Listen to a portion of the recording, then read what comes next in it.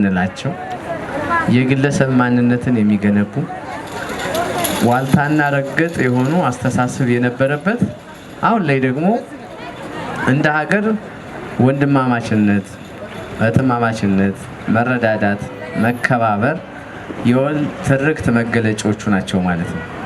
የወል ማለት አንድ የሚያደርገን ማለት ነው።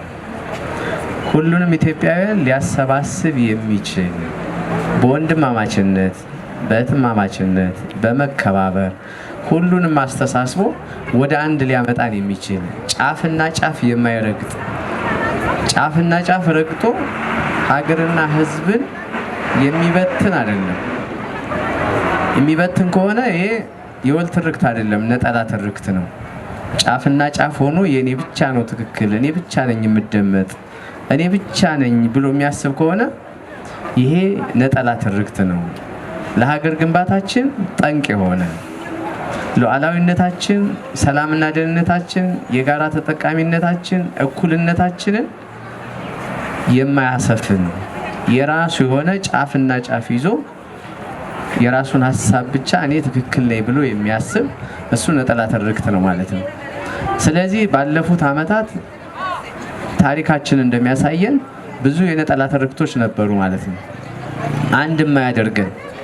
አሁን ላይ ግን በሀገራዊ መግባባት ለሀገር ግንባታ ዋና የሚባሉት ቅድም ሳነሳቸው የነበረው ወንድማማችነት፣ እህትማማችነት ዋና መለኪያው ነው ለወል ትርክት ማለት ነው።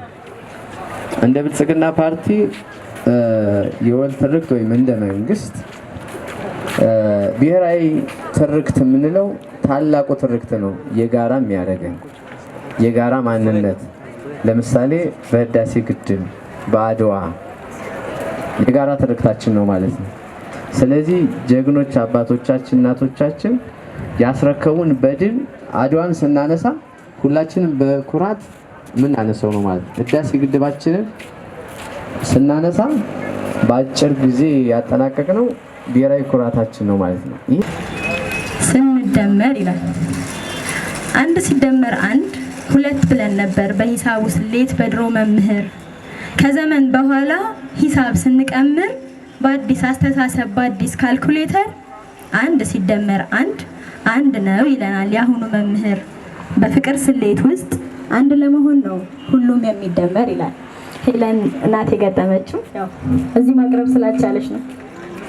ስናይቶ ሰማይ ሲጠራ ማን ዝም ይላል ሰምቶ፣ እንኳን ሰማይ ላይ ባንዲራሽን አይቶ ኢትዮጵያ ሲባል ማን ዝም ይላል ሰምቶ።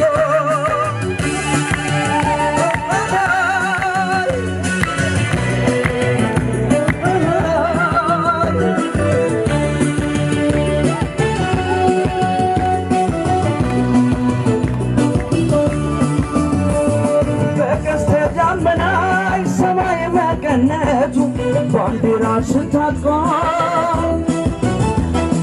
አርማሽ ታተመ እንኳን በዓለም መዳፍ በአሪሃ ታውቆ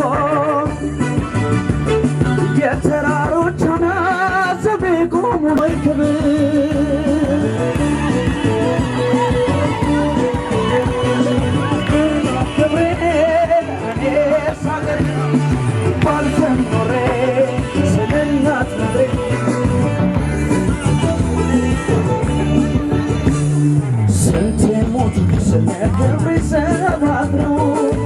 አልፎም ሲነኩሽ ባንሽን ተሻግረው